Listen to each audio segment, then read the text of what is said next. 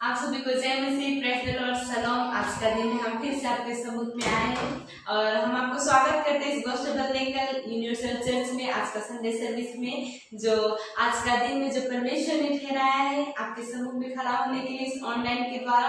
तो आइए आज का दिन में हम फिर से परमेश्वर के सम्मुख जाएंगे और उसकी आराधना करेंगे जिसने इस जीवन को दिया है। आप किसी जगह में क्यों ना हो और किसी भी परिस्थिति में क्यों ना हो, जब आप परमेश्वर की आराधना में शामिल होते हैं, जब आप परमेश्वर की उपस्थिति में बैठते हैं, वो शांति अलग रहता है, वो आनंद अलग रहता है, वो छुटकारा अलग रहता है।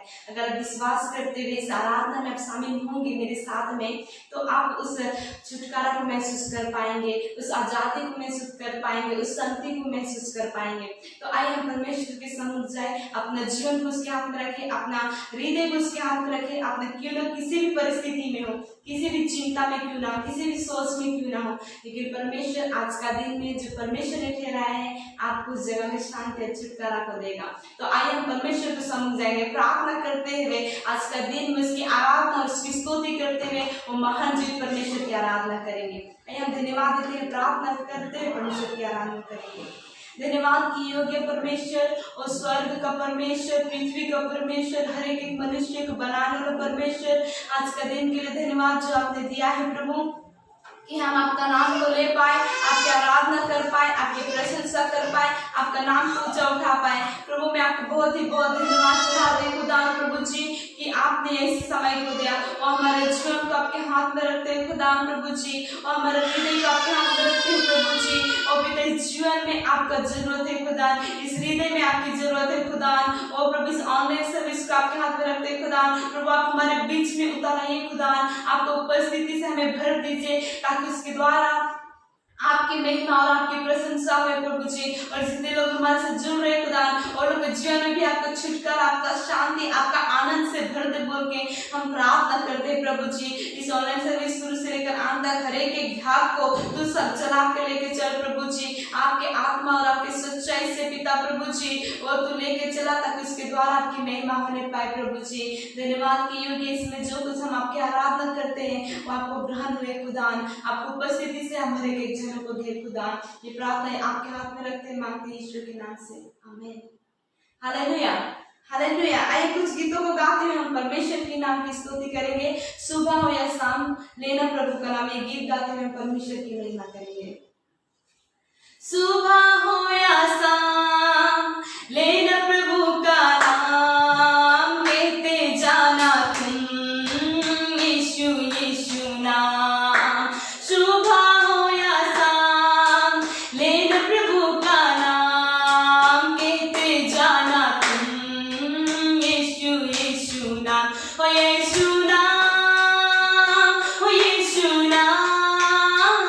Oh,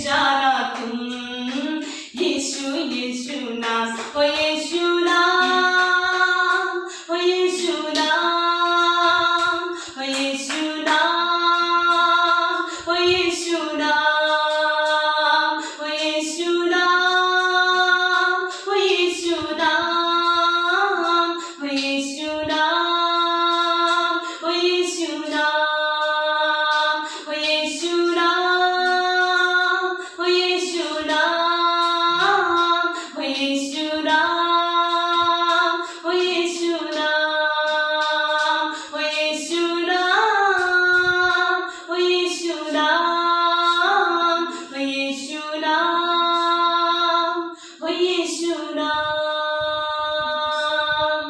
बिगड़ी बनाने वाला यीशु, राह दिखाने वाला यीशु, बिगड़ी बनाने वाला यीशु, राह दिखाने वाला यीशु, सारे दुखों को दूर करेगा, हृदय में शांति आनंद भरेगा, सारे दुखों को दूर करेगा, हृदय में शांति आनंद भरेगा। सुबह हो या शाम, लेना प्रभु का नाम, कहते जाना तुम यीशु यीशु नाम, ओ यीशु नाम, ओ यीशु नाम, ओ यीशु नाम, ओ यीशु नाम, ओ यीशु नाम, ओ यीशु नाम, ओ यीशु नाम, ओ यीशु नाम। Hallelujah hallelujah. सबसे बिगड़ी बनाने वाला परमेश्वर, जीवन का जल परमेश्वर आप ही खुदान। प्रभु हम अपने जीवन को आपके सम्मुख में लेके आते हैं प्रभु जी। ओ हर एक बिगड़े काम को बनाने वाला परमेश्वर, हर एक प्यासा को पिता के जीवन जल को देने वाला परमेश्वर, हम आपकी आराधना करते हैं प्रभु। हाँ प्रभु, हम उस प्यास हमें बना खुदान, ताकि प्रभु हम आपके सम्मुख आ पाए, उस जीवन जल के लिए हमें तरसने पाए प्रभु जी। ओ ऐसे हमारे जीवन को बनाने वाला परमेश्वर। हालेलुया, धन्यवाद स्तुति हो। Thank you Jesus. Hallelujah hallelujah. तेरी इच्छा पूरी हो जाए, हाथों में तेरे जीवन है ये, तेरी इच्छा पूरी हो जाए,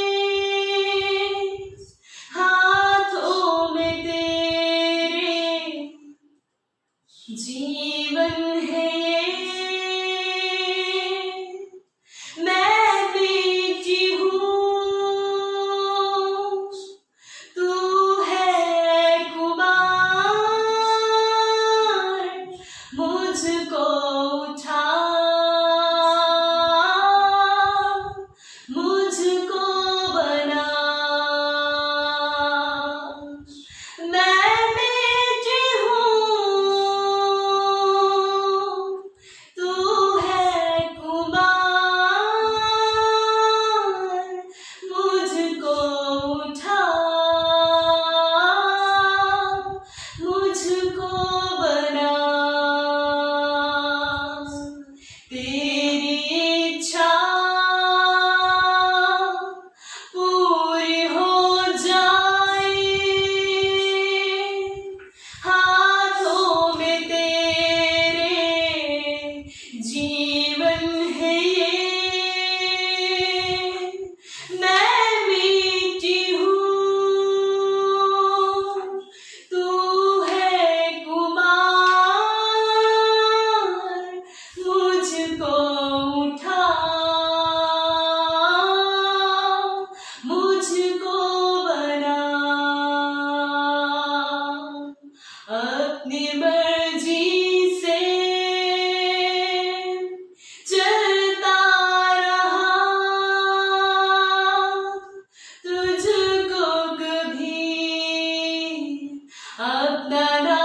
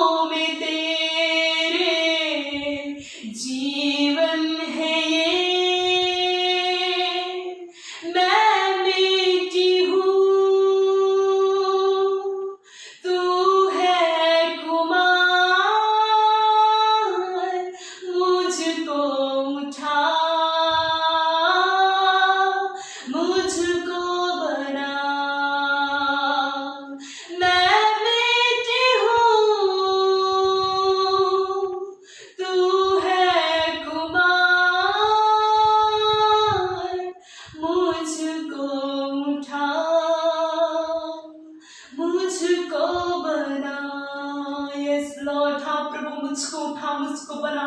हाँ प्रभु, आप हमें देखने वाला परमेश्वर, आप हमारे मन की बातों को जानने वाला परमेश्वर, आप हमें जांचने वाला परमेश्वर, आप देखते हैं पिता कि हम क्या सोचते हैं आपके लिए प्रभु जी। आप हमें जानते हैं प्रभु कि हम किस परिस्थिति में रहते हैं, हम किस जगह कमजोरी में रहते हैं। ओ खुदा, हमारे जीवन को बनाने वाला परमेश्वर आप है खुदावन। ओ पिता, आप जानते हैं कि हम किस जगह बिगड़ गए हैं, किस जगह टूट गए हैं, उस जगह को बनाने वाला परमेश्वर आप है। क्योंकि पिता, इस मनुष्य को आपने ही बनाया है खुदावन, और आप जानते हैं कि इसे किस जगह में आपकी जरूरत है, किस जगह में, उस जगह जिस जगह टूट गया, किस जगह वो बनाए तो ठीक होगा बोल के।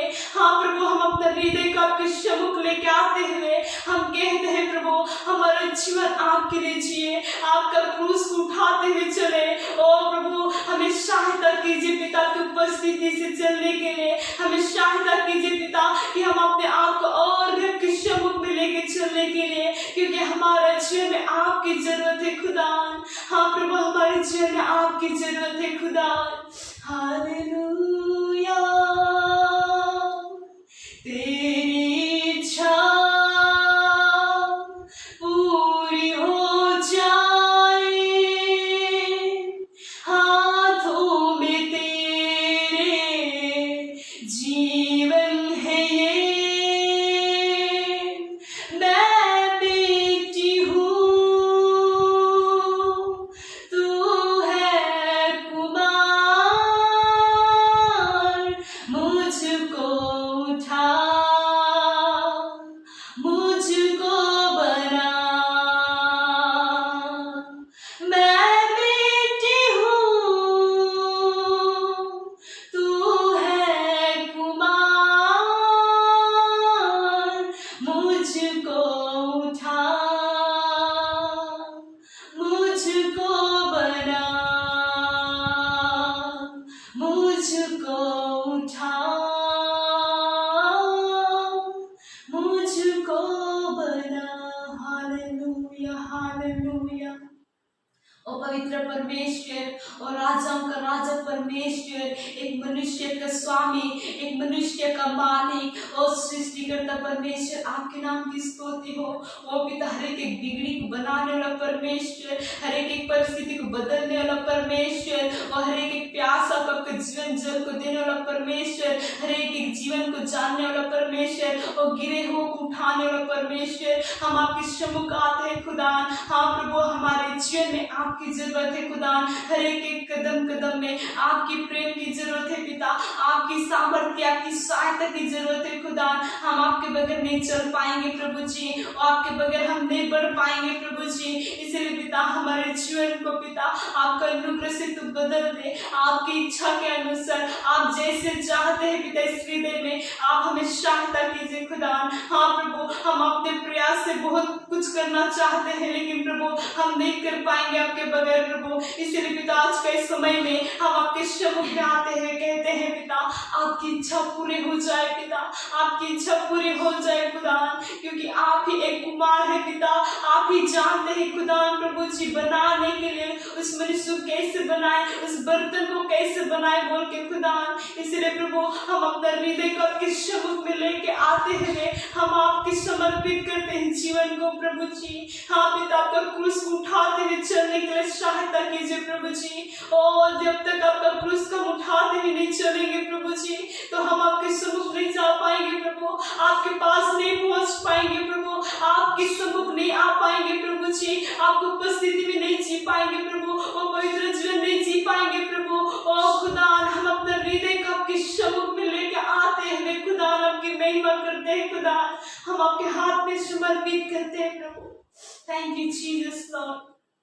धन्यवाद पिता, इस समय के लिए जो आपने दिया है खुदा, हम अपना जीवन को आपके हाथ में समर्पित करने के लिए अपने सहायता के धन्यवाद प्रभु। हम हर एक अपना जीवन को आपके हाथ में रखते हैं, हर एक आराधना आपके हाथ में रखते हैं पिता, आपको महिमा मिले प्रभु जी सारे बातों के द्वारा। धन्यवाद, आगे का समय को आपके हाथ में रखते हैं खुदा, उसमें आपके आत्मा और आपके अनुग्रह के द्वारा लेके चला प्रभु जी।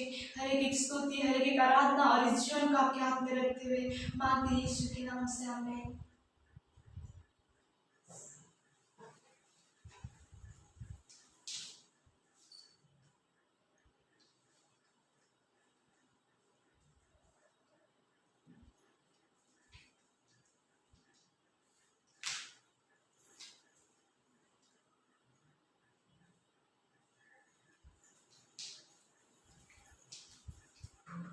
Praise the Lord. शलोम। परमेश्वर आप सभी को बहुत ही आशीष दे। आज का सुंदर समय में, आज का रविवार का दिन में फिर से हम परमेश्वर की स्तुति करने के लिए आपके सम्मुख है। और जितना लोग इस समय ऑनलाइन में जुड़े हुए हैं, मैं सभी को बहुत ही धन्यवाद देती हूँ। जितना हो सके तो आप इस वीडियो को और इस ऑनलाइन सर्विस को आप शेयर करें, ताकि बहुत सारे लोगों तक परमेश्वर की वचन पहुंच सके। और मैं आपको उत्साहित करना चाहती हूँ कि आप बने रहिए इन ऑनलाइन सर्विस में और प्रार्थना के साथ में। और आज परमेश्वर आपसे क्या बातें करना चाह रहा है, इसके लिए अपने मन को, अपने हृदय को तैयार करें। एक बार फिर से मैं गॉस्पेल यूनिवर्सल चर्च में आपको स्वागत करती हूँ। और परमेश्वर जिस तरह यहाँ पर उपस्थित है, अब जहाँ भी है, जिस जगह में भी क्यों ना हो, जिस भी स्थान में क्यों ना हो, यात्रा में हो, चाहे घरों में हो, चाहे रास्ते कहीं भी हो, यदि आप इस समय देख रहे हैं तो परमेश्वर का उपस्थिति आपके बीच में है, आपके सम्मुख है। तो जब आप वचनों को सुनते हैं, अपने जीवन में अंगीकार करें, रिसीव करें और आपके जीवन में छुटकारा को, चंगाई को आप लेके आए। हालेलुया।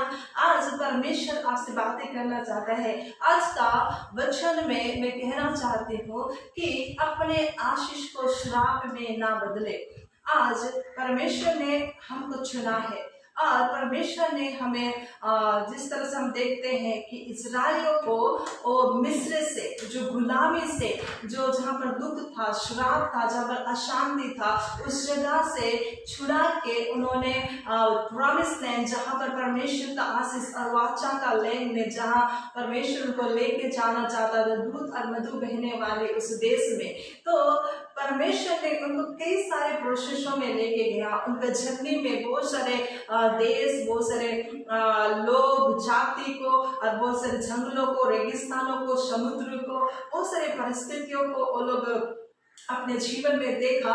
और इस तरह से उनके अंदर एक अनुभव के साथ वो लोग अपना जर्नी को किया।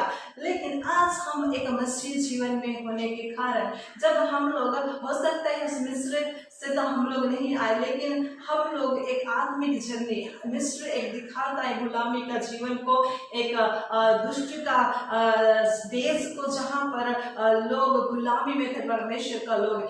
यदि आप भी ऐसे परिस्थिति में थे, ऐसे जगह में थे जहाँ पर पहले आपका जीवन गुलामी में था, दुख में था, निराशा में था, आपके जीवन में कुछ भी अच्छा नहीं था, आपका जीवन में कुछ उद्देश्य नहीं था, फ्यूचर नहीं था, आप ऐसे जीवन जी रहे थे जहाँ पर कोई भी आपको खुशी नहीं देता था, और किस रीति से परमेश्वर ने आपको छुड़ाया, किस रीति से परमेश्वर ने आपको बचा के लेके इस प्रॉमिस लाइन में, परमेश्वर का शांति और उसकी वाचा का देश में प्रवेश करने के लिए परमेश्वर सहायता किया। आज आप उस जर्नी में अगर आप चल रहे हैं, आज मैं आपको कहना चाहती हूँ कि परमेश्वर का वचन आपसे आज बातचीत करने वाला है। आज मैं चाहती हूँ कि आप प्रार्थना के साथ बैठे, ताकि परमेश्वर इस समय आपसे बातचीत करे। और मैं चाहती हूँ इस समय हम निकालेंगे गिनती का पुस्तक हम निकालेंगे। गिनती हम लोग 22 अध्याय को हम निकालेंगे। तो यहाँ पर हम देखते हैं कि यहाँ किस तरह से हो रहा है। तो मैं सबसे पहले एक पद पढ़ना चाहती हूँ 22 का 6 में, उसके बाद हम आगे की ओर जाएंगे। हालेलुया। इसलिए आ और उन लोगों को मेरे निमित्त सौंप दे, क्योंकि वे मुझसे अधिक बलवंत है। तब संभव है कि हम उन पर जयवंत हो और हम सब इनके अपने देश से मार कर निकाल दे, क्योंकि यह मैं जानता हूँ कि जिसको तू आशीर्वाद देता है वह धन्य होता है, और जिसको तू श्राप देता है वह श्रापित होता है। हालेलुया। तो यहाँ पर हम देख रहे हैं कि 22 अध्याय में शुरू से देखने से यहाँ पर इजरायली लोग जर्नी करते हुए, वो लोग इजराइल क्या किया, लोग एक अराबा का में डेरा डाला। और यहाँ पर हम देखते हैं कि वहाँ पर ऑलरेडी एक राजा का राज्य है, और उस राजा का नाम है बालक। और जब बालक ने देखा, यहाँ पर 3 में ऐसा लिखा है, इसलिए मोआब यह जानकर कि इजरायली बहुत थे उन लोगों से अत्यंत डर गया, यहाँ तक कि मोआब इजरायलियों के कारण अत्यंत व्याकुल हुआ। क्यों? यहाँ पर ऐसा लिखा है कि वो लोग बहुत सारा था, इतना सारा था कि यहाँ पर ऐसा लिखा है कि वहाँ 4 में देखने से मोआबियों ने मिधानी पुरनियों से कहा, अब वह दल हमारे चारों ओर के सब लोगों को ऐसा चट कर जाएगा कि जिस तरह बैल खेत की हरी घास को चट कर जाता है। उस समय सिपोर का पुत्र बालक मोआब का राजा था। तो उस समय मोआब देश में जब इजरायली लोग जब पहुंच गए यात्रा करते हुए, तो राजा बालक ने जब देखा इजरायलियों को, वो बहुत ही व्याकुल हो गया, बहुत ही भय से भर गया, बहुत ही डर गया, क्योंकि वो लोग संख्या में इतने ज्यादा थे, इतने सारे थे कि उनको देख के ही वो डर गए कि अरे हम तो इतने छोटे हैं, यदि वो लोग हमारे पर चढ़ आए तो जिस तरह बैल हरी भरी घास को खेत को खाते हुए निकल जाता है, वैसे ही हमें आराम से वो लोग हरा के हमें नाश करके वो लोग निकल जाएंगे बोल के राजा बालक बहुत ही डर गया, व्याकुल हो गया। इस कारण से उसको एक नबी जो हम यहाँ पर देखते हैं जिसका नाम है बिलाम, जिस नबी का नाम है बिलाम, उसको उन्होंने क्या किया, अपने सेनापतियों को, अपने कर्मचारियों को उन्होंने क्या किया, भेजा और भेज के बालक को अपने पास बुला लाने के लिए कहा, ताकि क्या करे, वो इजरायलियों को श्राप दे, इजरायलियों को कहे कि वो लोग श्रापित है, ताकि उसका मुंह से जो निकलेगा इस कारण से हम लोग क्या हो जाएंगे, हम सभी लोग जीत जाएंगे और इजरायली लोग हार जाएंगे। ऐसा बालक का क्या था, योजना था। तब हम देखते हैं ऐसा लिखा हुआ है 22 का 18 में, 22 अध्याय का 18 पद में, बिलाम ने बालक के कर्मचारियों को उत्तर दिया। यहाँ पर हम देखते हैं कि ऐसा उत्तर देता है कि चाहे बालक अपने घर को सोने चांदी से भरकर मुझे दे दे, तो भी मैं अपने परमेश्वर यहोवा की आज्ञा को पलट नहीं सकता कि उसे घटाकर या बढ़ाकर मानूं। हालेलुया। तो यहाँ पर देखते हैं कि बिलाम कैसा भविष्यवक्ता था, परमेश्वर का भय मानने वाला। जिस इजरायली लोग राजा बालक के देश तक पहुंच गए थे, कहाँ, मोआब तक पहुंच गए थे, उस जगह में उसने बिलाम को बुला के श्राप देने के लिए सोचा। लेकिन बिलाम कौन था? वो परमेश्वर का भय मानने वाला, वो तो परमेश्वर का इच्छा पूरी करने वाला भविष्यवक्ता था, नबी था, और उसी को उसने क्या किया, तो उसको बुलाने के लिए उसने भेजा अपने कर्मचारियों को। लेकिन हम यहाँ पर देखते हैं कि वो कैसे जवाब देता है। कहता है कि चाहे बालक अपने घर को सोने चांदी से भरकर मुझे दे दे, तो भी मैं परमेश्वर की इच्छा के बिना कुछ नहीं करूंगा, उसकी इच्छा के विरुद्ध में कुछ नहीं करूंगा बोल के इस समय बिलाम नबी ने उस राजा बालक को उत्तर देता है। तो इस जगह में हम देखते हैं कि किस रीति से एक राजा इजरायलियों को श्राप देना चाहता है, लेकिन यहाँ पर जो नबी है वो परमेश्वर की इच्छा बिना कुछ नहीं करना चाहता है। और यहाँ पर उसको बहुत ही क्या किया जाता है, उत्साहित किया जाता है, यहाँ तक कि बिलाम को कि तुझे मैं बहुत प्रतिष्ठित करूंगा, ऊंचा करूंगा, मैं तुझे बहुत सारा धन समृद्धि दूंगा, तुम्हारे नाम को ऊंचा करूंगा बोल के राजा बालक ने उसको बहुत ही लोभ दिया। लेकिन यहाँ पर देखते हैं कि बिलाम कभी भी उस लोभ में ना पड़ते हुए इस जगह में हम देखते हैं बहुत ही आज्ञाकारिता के साथ जवाब देता है कि चाहे आप मुझे कुछ भी दो, अपने घर को, सोचो महल को सोना चांदी से भर के भी दो, तो भी मैं तुम्हारी आज्ञा को मैं पालन नहीं करूंगा, क्योंकि मैं परमेश्वर का आज्ञा पालन करूंगा। तो जब हम देखते हैं कि जब इस तरह से राजा बालक की कर्मचारी लोग नबी बिलाम के पास आते हैं, पूछते हैं क्या आप राजा के पास जाओगे, उसने मना कर दिया। फर्स्ट टाइम उसने मना कर दिया और सेकेंड टाइम भी औरत फिर से राजा क्या करता है, जाओ फिर से उनको बोलो कि उनको जाके श्राप दो बोल के उनको बुला के लेके आओ। तो उस समय हम देखते हैं कि राजा बालक की बात मानो या ना मानो बोल के उसने क्या किया, फिर से उसने क्या किया, राजा बालक ने बिलाम को जब बिलाम के पास जब कर्मचारी को भेजा, बिलाम ने फिर से परमेश्वर को पूछा और उसने कहा परमेश्वर ने कि उठकर उनके संग जा। हम देखते हैं 20 में, उठकर उनके संग जा और जो मैं तुमसे कहूंगा वही कहना, उसके अलावा तुम कुछ नहीं कहना। मतलब जो परमेश्वर चाहता है वही करना है, उसके अलावा तुम कुछ नहीं करना। और इस रीति से हम देखते हैं कि क्या किया, तब बिलाम क्या किया, दूसरे दिन उसके कर्मचारियों से उठकर यहाँ पर क्या करते हैं, हम देखते हैं कि अपने गदहे और दो कर्मचारियों को लेके वो चला जाता है। कहाँ पर, मिधानियों, यहाँ पर देखते हैं कि मोआब में चला जाता है। और यहाँ पर हम देखते हैं कि आगे में किस रीति से बिलाम का जीवन में संकट आता है। इस कहानी को आप सुना होगा कि किस रीति से स्वर्गदूत उनके रास्ता में खड़ा होके 1 बार 2 बार 3 बार उसको मारने के लिए प्रयास करता है, लेकिन उसके गति के कारण वहां पर हम देखते हैं कि वो बच जाता है। तो भी उसको पता चल जाता है कि परमेश्वर का योजना उसके जीवन में नहीं है, परमेश्वर का इच्छा नहीं है कि उन इस्राएलियों को जाके श्राप दो, तो वो क्या हो जाएगा, उसी समय वो नष्ट हो जाएगा। इस कारण से हम देखते हैं कि यहाँ पर क्या होता है, यदि हम देखेंगे 23 यहाँ पर देखते हैं कि इस समय बिलाम क्या करता है, राजा बालक के पास जाता है। जाने के बाद में हम देखते हैं तो यहाँ पर 23 में हम देखते हैं कि उसने क्या किया, उसने वही किया जो परमेश्वर उसको कहने के लिए कहा। उसने यहाँ पर हम देखते हैं कि उसने सबसे पहले 7 वेदियां बनाई। उसके बाद में हम देखते हैं कि वेदी पर एक बछड़ा और एक हम देखते हैं कि बलिदान के लिए वहां पर उसने चढ़ाया। तो वहां पर हम देखते हैं कि 7 बलिदानों को हम देखते हैं। उसके बाद में परमेश्वर से पूछने के लिए फिर से बिलाम राजा बालक को कहता है कि मैं अकेले में जाते हुए मैं परमेश्वर को पूछूंगा कि क्या कहेगा परमेश्वर इन इस्राएलियों के लिए।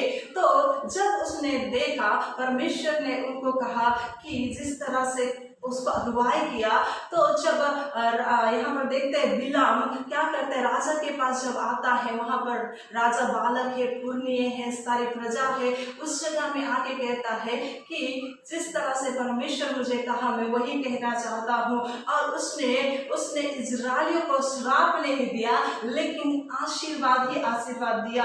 इस तरह से उसने फिर से बालक ने कहा फिर से हम बलि चढ़ाएंगे। फिर दूसरा जगह से लेके जाके उसने इस्राएलियों को दिखाया, अभी तुम श्राप दो। तो दूसरा बार भी उसने श्राप नहीं, लेकिन पहली बार से भी ज्यादा उसने क्या किया, आशीर्वाद दिया। उसके बाद तीसरी बार तीसरी जगह में जाके यहाँ से देखते हुए इन इस्राएलियों को श्राप दो बोल के राजा बालक ने कहा। फिर उसके बाद में हम देखते हैं कि बिलाम ने क्या किया, तीसरी बार भी ऐसा ही किया। तीसरी बार और भी ज्यादा उसने इस्राएलियों को श्राप नहीं लेकिन आशीष दिया।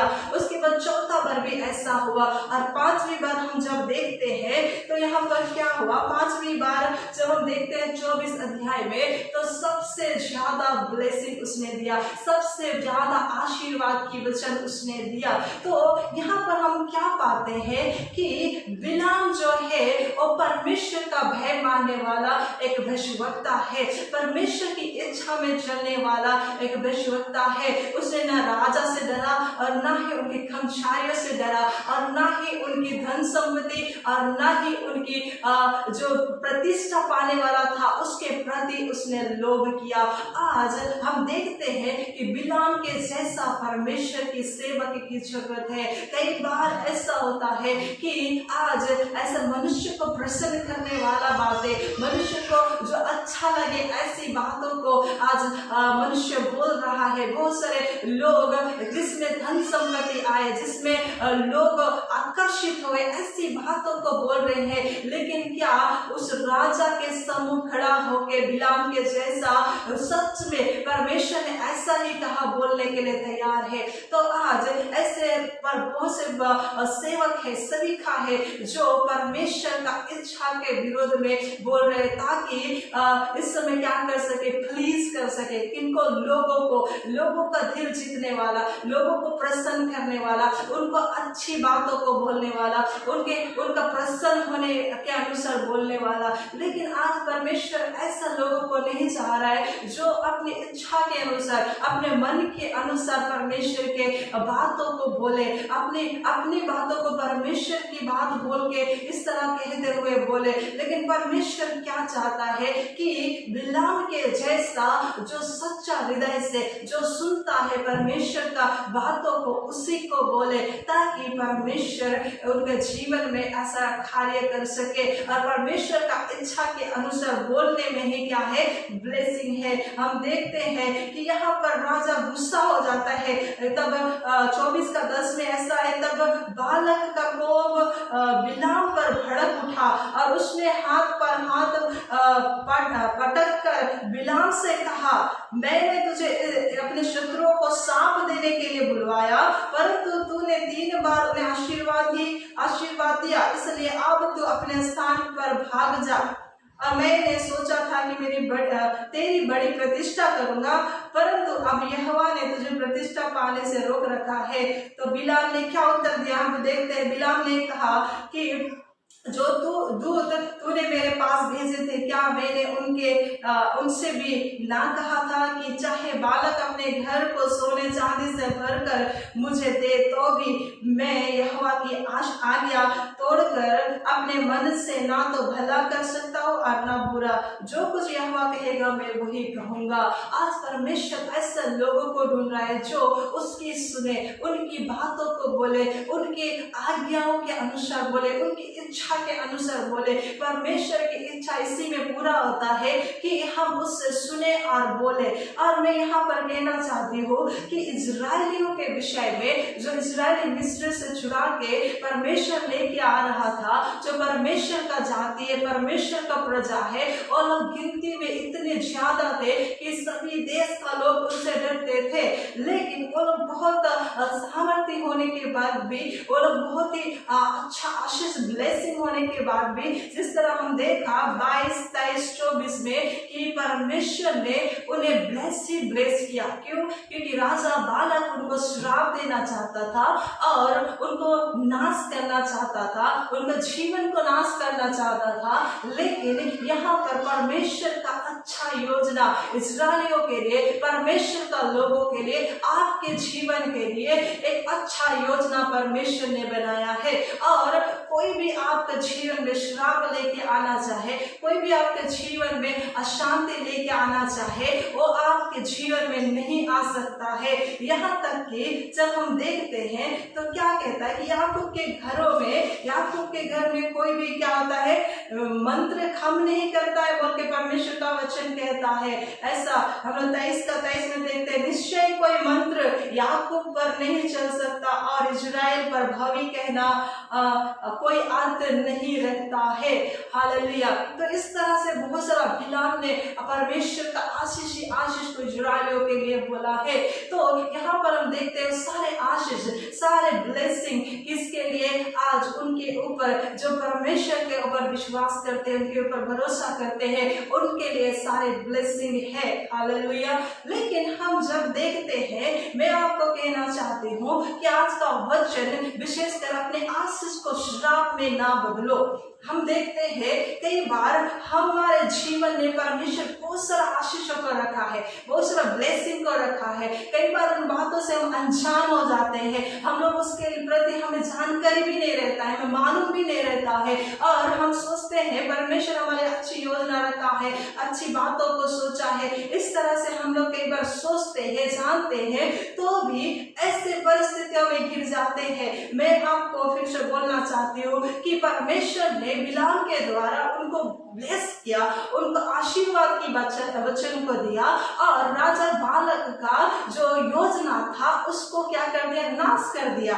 लेकिन यहाँ पर हम 25 में आगे बढ़ने से क्या पाते हैं, यहाँ पर ऐसा लिखा हुआ है कि इजरायली लोग जब क्या हुआ, वहां पर जब वो लड़की जो मुआब देश था, वहां पर जो सित्तीम मुआब देश था, जो उस जगह पे वो लोग जब डेरा डाले, तो जिस तरह से बालक राजा का राज्य और इजरायली लोग बहुत ही नजीक, आप सोच लीजिए कि हमारा देश, सोच लीजिए भूटान एक बहुत ही क्लोज देश हो गया। इस तरह रीति से ऐसा सटा हुआ वो लोग बसने लगे। तब उस समय क्या हुआ, 25 में हम देखने से इजरायली सित्तीम में रहते थे, और वे लोग मुआबी लड़कियों के संग हुक्म करने लगे। और जब उन स्त्रियों ने उन लोगों को अपने देवताओं के यागों में न्योता दिया, तब वे लोग खाकर उनके देवताओं को दंडवत करने लगे। यो इजरायली बाल पर देवता की को पूजने लगे। तब यहोवा का कोप इजरायलियों पर भड़का। Hallelujah, hallelujah. आज हम देखते हैं कि वही यहोवा परमेश्वर जो इस्राएलियों को ब्लेस किया, जो राजा की कल्पना, राजा की योजना को नष्ट करते हुए उस सारे प्रजा को उसने आशीर्वाद दिया। हम देखते हैं उन प्रजा ने परमेश्वर का ब्लेसिंग को, परमेश्वर का आशीष को योग्य नहीं समझा। वहां पर क्या करने लगे, और अन्य जाति स्त्रियों से व्यभिचार करने लगे, और उनके बुरे कार्यों में, उनके हर एक अधिकार के कार्यों में वो लोग शामिल होने लगे, और वो सारे काम किए, वो सारे पाप के कामों में उन्हें भागी लिया जो परमेश्वर को क्रोध दिलाता है, जो कोप दिलाता है। उन सारे चीजों में उन्होंने क्या किया, भागी हुआ। और यहाँ पर हम देखते हैं कि परमेश्वर का क्रोध उनके ऊपर भड़का, और इस कारण से यहाँ पर इजरायलियों में मरी फैल गया। हालेलुया। तो यहाँ पर हम देखते हैं ऐसे भी बालक ने तो उनके लिए श्राप देने के लिए योजना किया था, और ऐसे भी नाश करने के लिए योजना किया था। लेकिन यहाँ पर देखते हैं कि इजरायलियों ने सोए में अपनी आज्ञाकारिता के कारण, अपने पापों के कारण, अपने व्यभिचार के जीवन के द्वारा परमेश्वर का क्रोध को अपने जीवन में, उस श्राप को लेके आया जो पूरे इजरायलियों में मरी फैल गया। और हम यहाँ पर देखते हैं कि किस तरह से यहोवा इजरायलियों के ऊपर किस तरह से क्रोध भड़का, और उस क्रोध के कारण यहाँ पर क्या हुआ, परमेश्वर यहोवा ने मूसा से कहा, ऐसा कहा, प्रजा के सब प्रधानों को पकड़कर यहोवा के लिए धूप में लटका दे, जिससे मेरा भड़का हुआ क्रोध इजराइल के ऊपर से दूर हो जाए। हालेलुया। तो यहाँ पर देखते हैं कि सोए में अब क्या हुआ, परमेश्वर जो उनके ऊपर दया कर रहा था, परमेश्वर जो उनको आशीर्वाद दे रहा था, अब उनका क्रोध उस पाप के प्रति, जो परमेश्वर पवित्र है, जो परमेश्वर पाप से घृणा करने वाला है, जलन करने वाला है, वो परमेश्वर का विरोध में जब वो लोग कार्य किया, हम देखते हैं कि परमेश्वर ने उनको दंडित किया, वहां पर मरी फैल गया। यहाँ तक यहाँ पर लिखा है कि प्रजा के प्रधानों को पकड़कर धूप में क्या करो, लटका दो। इतना भयानक उनको दंड देने लगा। और यहाँ पर हम देखते हैं कि उसी समय में यहाँ पर क्या हो रहा है, 5 में देखने से यहाँ पर 25 का 5 में, तब मूसा ने इजरायली न्यायों से कहा, तुम्हारे जो आदमी बालकों के संग मिल गए उन्हें घात करो। तो जब इजरायलियों की सारी मंडली मिलाप वाले तंबू के द्वार पर रो रही थी, तो एक इजरायली, हम देखते हैं कि जब मूसा को परमेश्वर ने आज्ञा दिया, इजरायलियों में जितना लोग इस समय अंधकार के कार्यों में, उन मूर्तियों का पीछे व्यभिचार में चल रहे हैं, और इस जगह में जो कुकर्म में जी रहे हैं, सबको घात करो, नष्ट कर दो, उन्हें हटा दो बोल के जब हम देखते हैं मूसा को परमेश्वर ने आज्ञा दिया, तो सब इजरायली और मूसा लोग क्या करे, 6 पद में देखने से मिलाप वाले तंबू के बाहर वो लोग क्या कर रहे हैं, पश्चाताप कर रहे हैं, रो रहे हैं। वो लोग परमेश्वर से क्या कर रहे हैं, यातना कर रहे हैं। परमेश्वर यहाँ पर देख रहे हैं, देखने से ऐसा लिखा हुआ है कि मिलाप वाले तंबू के द्वार पर रो रही थी। उस समय क्या हुआ, ठीक है, सब लोग शोक में डूबा हुआ है, सब लोग बहुत दुख में डूबा हुआ है, क्योंकि सारे इजरायली नष्ट होने वाला है। और परमेश्वर का कोप को कोई भी रोक नहीं सकता है, परमेश्वर का जलजलाहट को कोई भी रोक नहीं सकता है। ऐसा पाप में इजरायली पड़ गया है। और इस जगह में हम देखने से कि हम क्या देख रहे हैं कि सब इजरायली लोग, मूसा भी मिलाप वाले तंबू के बाहर क्या कर रहे हैं, रो रहा है, सभी लोग रो रहे हैं। लेकिन यहाँ पर हम क्या देखते हैं, एक बातों को, एक घटना को देखते हैं। यहाँ पर क्या लिखा हुआ है, तो एक 6 में ऐसा लिखा है, तो एक इजरायली पुरुष मूसा और सब लोगों की आंखों के सामने एक मिद्यानी स्त्री को अपने साथ अपने भाइयों के पास लेके गया। हालेलुया। यहाँ पर देख रहे हैं कि जिस कारण से श्राप आया है, जिस कारण से मरी फैल गया, जिस कारण से प्रधानों को धूप में लटकाया जा रहा है, घात किया जा रहा है, एक इजरायली पुरुष को थोड़ा भी अंदर में एहसास नहीं है, फीलिंग्स नहीं है कि हमने परमेश्वर को क्रोध दिलाया, परमेश्वर का विरोध में कार्य किया है। आज हम व्यभिचार में, इसलिए परमेश्वर का क्रोध हमारे प्रजा के ऊपर भड़क गया बोल के आज उसका आंख इतना अंधा हो गया, व्यभिचार में इतना गिर चुका है कि उनको पाप जैसा दिखाई नहीं दे रहा है। सारी प्रजा रो रहा है, मिलाप वाले तंबू के सामने परमेश्वर के सम्मुख रो रहे हैं। तो एक पुरुष क्या करता है, मिद्यानी स्त्री को, जिस पाप के कारण सारी प्रजा दुख में है, निराश में है, उनका जीवन खत्म होने वाला है, उसी पाप को लाके वो क्या कर अपने भाइयों के तंबू में लेके गया, उस स्त्री को लेके गया। लेकिन हम वहां पर एक घटना को देखते हैं, ऐसा लिखा है 7 में, इसे देखकर एलियाजर का पुत्र पिनहास, जो हारून याजक का पोता था, उसने मंडली में से उठकर हाथ में एक बर्छी ली और उस इजरायली पुरुष के डेरे में जाने के बाद वह भी भीतर गया और उस पुरुष और उस स्त्री दोनों का पेट में बर्छी भेद दी। हालेलुया। और इस प्रकार इस पर इजरायलियों में जो मरी फैल गई थी वह थम गई। हालेलुया। तो यहाँ पर हम देखते हैं कि एलियाजर का पुत्र, जो हम देखते हैं हारून का पुत्र एलियाजर और उसका पुत्र जो रहता है पिनहास, वो पूरे इजरायलियों में से एक व्यक्ति, जवान लड़का है, एक जवान लड़का है जो परमेश्वर के समान पाप से घृणा करने वाला है, पाप को घिन करने वाला है, जलन करने वाला है, पाप से बैर करने वाला है। उसने क्या किया, जब देखा कि इजरायली पुरुष अपने तंबू में एक मिद्यानी स्त्री को लेके आया है, उसने भी क्या किया, यहाँ पर लिखा है बर्छी लिया हाथ में और उसने झांक के उस पुरुष और स्त्री को उसने क्या किया, उसने उसको क्या कर दिया, पेट में बर्छी को भेद दिया। हालेलुया। और इस पर यहोवा की क्रोध थम गई। इस चीज को हम देख रहे हैं प्रियो कि किस रीति से परमेश्वर का क्रोध को उसने शांत किया।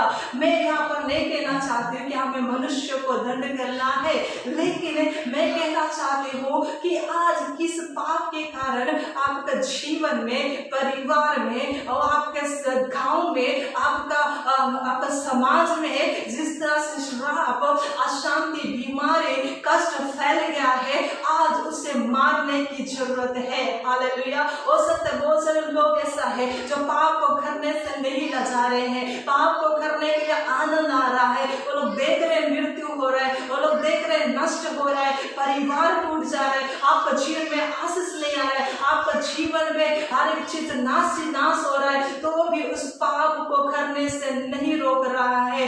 ऐसा जीवन जीने वाले मैं आपको कहना चाहती हूँ कि आज जरूरत है ऐसे जवानों की, ऐसे परमेश्वर को प्रेम करने वालों की, जो पिनहास के समान, जो एलियाजर का पुत्र, जो हारून का पोता। आज मैं कहना चाहती हूँ, हारून ने कभी नहीं सोचा था होगा और एलियाजर ने कभी नहीं सोचा था होगा, परमेश्वर ने तो हारून को बुलाया था, एलियाजर उसके बाद उसका पोता कौन देखते हैं। आपका जनरेशन में, आपका घर, आपका परिवार में यदि आप परमेश्वर परमेश्वर का डर भय में चलने वाले हैं, आपका जनरेशन, आपका बेटा, आपका पोता, सभी लोग पाप से घृणा करने वाले होंगे, पाप को इनकार करने वाले होंगे, पाप के प्रति उनको जलन करने वाले होंगे। फिनहास के समान उसने क्या किया, किसी से नहीं पूछा, किसी को नहीं देखा, उसे खुद अंदर में बहुत ही कष्ट हुआ, दर्द हुआ, उसने लेके उस बर्छी को दोनों के पेट में हम देखते हैं कि छेद दिया।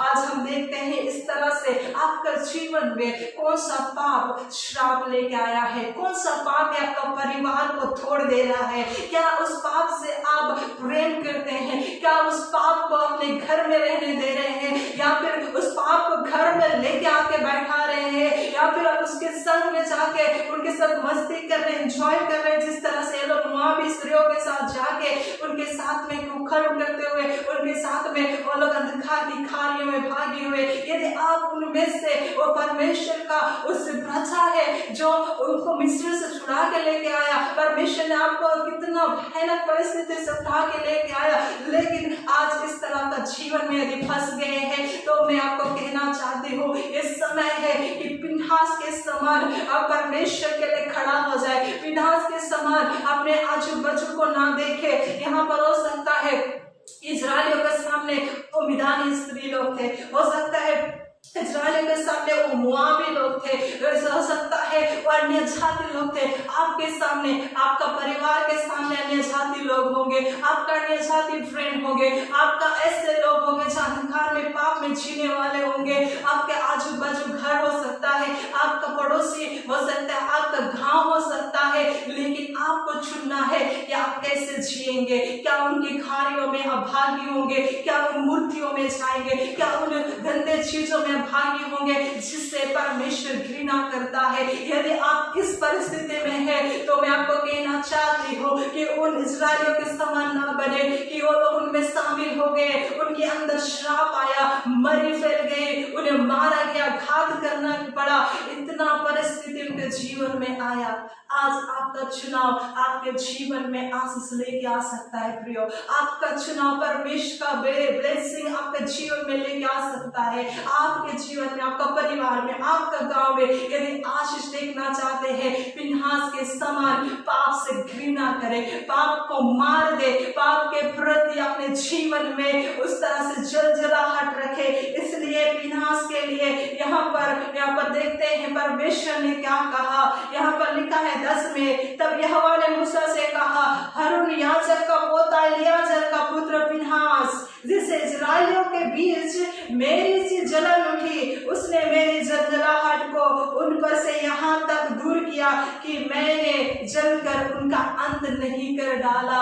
वो लोग शायद मर जाता था, इजरायली उसी जगह सभी लोग, एक तो मरी फैला हुआ था, दूसरा उनको घात करना पड़ा, देव प्रधानों को धूप में लटकाया गया, कितना इजरायली लोग बचता शायद, लेकिन एक व्यक्ति के कारण यहाँ पर देखते हैं कि यहाँ पर लिखा हुआ है कि फिनहास के लिए लिखा है कि इसने क्या किया, इजरायलियों के बीच मेरी से क्या हुआ, जलन उठी, मेरी जैसी। परमेश्वर क्या आपको कह सकता है कि भाई तू मेरे जैसा पाप को घृणा करता है, बहन तू मेरे जैसा पाप के प्रति जलजलाहट करता है। और यहाँ पर लिखा है कि मैंने उस जलजलाहट के कारण जो मैं अंत कर देने के लिए प्लान किया, इन्हें नष्ट करने के लिए प्लान कर दिया, मैं उस फिनहास के कारण अपनी जलजलाहट को मैंने रोक दिया, उनको नष्ट करने से रोक दिया।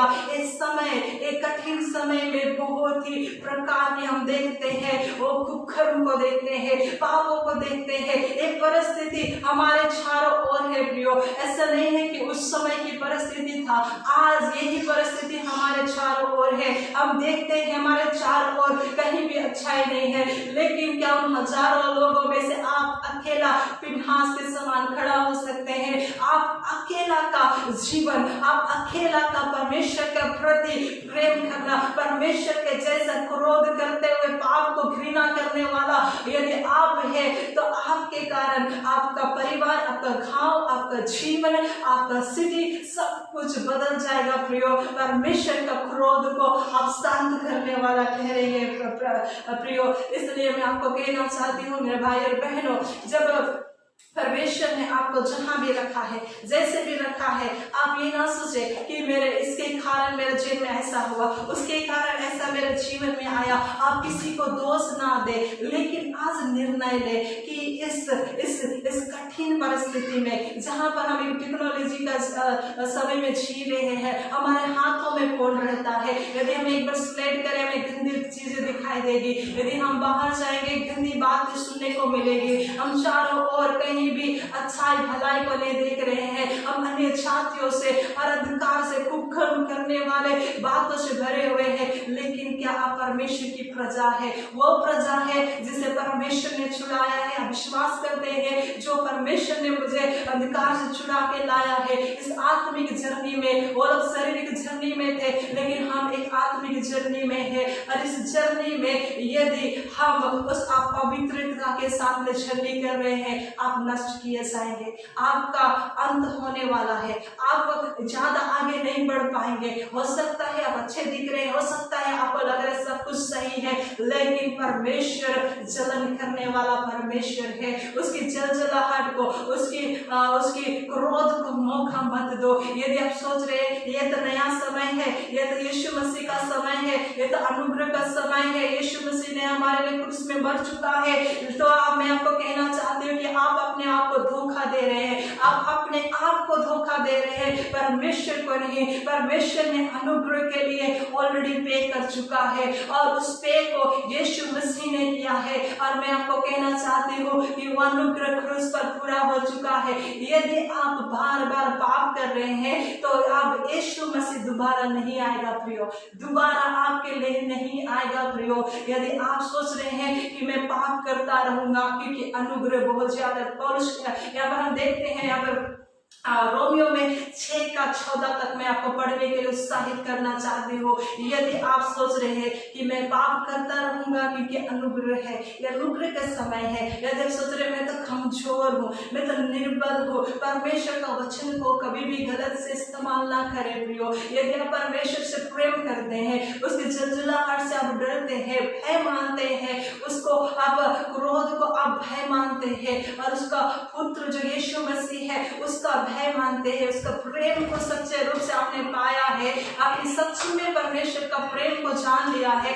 यीशु मसीह का क्रूस का बलिदान को समझ लिया है, तो मैं आपको कहना चाहती हूँ, ऑलरेडी यहाँ पर लिखा हुआ है कि परमेश्वर का वचन कहता है कि क्रूस की कथा ना सुनने वालों के लिए मूर्खता है, पर जो विश्वास करते हैं उनके लिए अनंत जीवन है। विश्वास एक बार में नहीं होता है प्रियो, आपका जिंदगी भर में यदि आप क्रूस को, उस अनुग्रह को अपने जीवन में नहीं लिया है तो आज भी आप नाश हो जाएंगे। इसलिए यदि आप ये सोच रहे हैं कि मेरा कमजोरी है, मैं तो ऐसा ही हूँ, आप सोच रहे हैं कि अनुग्रह का समय है, तो आप रोमियो 6 अध्याय को जरूर मनन करें, रोमियो 6 अध्याय को जरूर अध्ययन करें कि अनुग्रह के बारे में, पाप के बारे में क्या लिखा हुआ। इस समय में ज्यादा आगे नहीं बढ़ना चाहती हूँ, मैं विश्वास करती हूँ परमेश्वर ने आपसे बातचीत किया है, और मैं चाहती हूँ कि आज ही अपने पापों को मार दीजिए, उस बर्छा को लीजिए, मार दीजिए। आप कहिए परमेश्वर आज मैं अपने पापों को मान लेता हूँ, मैं बार बार गिर गया प्रभु, मैं बार बार उस चीज में गया जो मैं नहीं करना चाहता, उस संगति में गया, उन चीजों को किया, उस सारे चीजों में भाग लिया जो मुझे नहीं करना था। आज मेरा जीवन में मृत्यु मेरा नजदीक खड़ा है बोल के आज यदि आप अंगीकार करते हैं, अपने पापों को मान लेते हैं और उससे आज ही उस पाप को मार देते हैं, आज से उस पाप के लिए घृणा करते हैं, परमेश्वर के जैसा उसे पवित्र मान के उसे आप जलन करते हैं, तो आज परमेश्वर आपको क्षमा करेगा। यदि आप सुन के भी अनसुना हो रहे हैं तो आप लिख लीजिए, आपका अंत निश्चय है। हालेलुया। मैं आपको कहना चाहती हूँ यदि आप सच में परमेश्वर का जीवन देना चाहते हैं, या फिर आपने पहली बार अपना जीवन परमेश्वर को देने के लिए तैयार है, या फिर आप उद्धार पाना चाहते हैं, या फिर आपने कभी भी यीशु मसीह को अपने उद्धारकर्ता के रूप में ग्रहण नहीं किया है, आपका जीवन बहुत अंधकार में चल रहा है, बीमारी में, श्राप में चल रहा है, मैं चाहती हूँ छोटी सी प्रार्थना को आप करें और मेरे पीछे आप इस प्रार्थना को दोहराइए। प्रभु यीशु मसीह में अपने सारे पापों को अंगीकार करता हूँ, मान लेता हूँ और इसे छोड़ देता हूँ, क्योंकि आपने मेरे लिए कलवरी क्रूस पर अपना लहू बहाया, प्राण दिया, और आपने खबरों में से 3 दिन जिंदा उठ के आपने दिखाया कि आप जीवित परमेश्वर है। आप मेरे जीवन में आइए, मेरे जीवन को बदल दीजिए, मुझे उद्धार दीजिए और मेरा जीवन में आप चला फिरा करिए, वास करिए। धन्यवाद परमेश्वर पिता, मैं आपके लिए प्रार्थना करना चाहती हूँ। प्रभु धन्यवाद पिता इस सुंदर समय के लिए। प्रभु आज सच में परमेश्वर पिता आप अच्छा परमेश्वर है, आप भला परमेश्वर है। उन सभी के जीवन में, आपके प्रजा, आपका बच्चों के जीवन में आप अच्छी योजना, ब्लेसिंग ही ब्लेसिंग रखा है प्रभु। लेकिन यदि आपके अनाज्ञाकारिता के कारण से, यदि पाप में, श्राप में और निराशा में, दुख में, बीमारी में, ओ प्रभु सारे मृत्यु में घिर गए हैं, तो आज परमेश्वर पिता उन सारे भाई बहनों को छू लो जिस समय हृदय से अंगीकार करते हुए, आपके वचनों को मानते हुए, आपकी आज्ञा को मानते हुए आपके पीछे चलने के लिए तैयार है, आप में बने रहने के लिए तैयार है। प्रभु आप उनके ऊपर अनुग्रह करो, उनके परिवार को आशीष दो, उनके जीवन का आशीष दो, उनका जीवन में जो भी कष्ट है, जो भी परिस्थिति है, बंधन है, उनके आजू बाजू, उनके पड़ोसियों में, उनके गांव में, उनका हर एक परमेश्वर पिता क्षेत्र में परमेश्वर पिता आपका उद्धार को दो, बल्कि मैं प्रार्थना करती परमेश्वर पिता। धन्यवाद करती प्रभु जी इस वचन के द्वारा। प्रभु जी आपने हर एक को छुआ है, ब्लेस किया है। शैतान इस वचन को उनके मनों से चुरा लेना पाए, लेकिन 30 गुना, 60 गुना, 100 गुना फल लाने पाए। धन्यवाद आपका बच्चों के लिए जिन्होंने आपके वचनों को सुना है, आशीष करो प्रभु। धन्यवाद यीशु मसीह के नाम से, आमीन। मैं आपको धन्यवाद करती हूँ। आपने जितना लोग ऑनलाइन सर्विस में जुड़े हुए हैं और आने वाले दिनों में जो भी देख रहे हैं, देखेंगे, मैं चाहती हूँ कि इन वचनों को आप शेयर करें, लोगों तक पहुंचाएं, ताकि परमेश्वर सुनने वालों को सभी को आशीष दे, जीवन में परमेश्वर नए कार्य करे। Thank you so much, God bless you.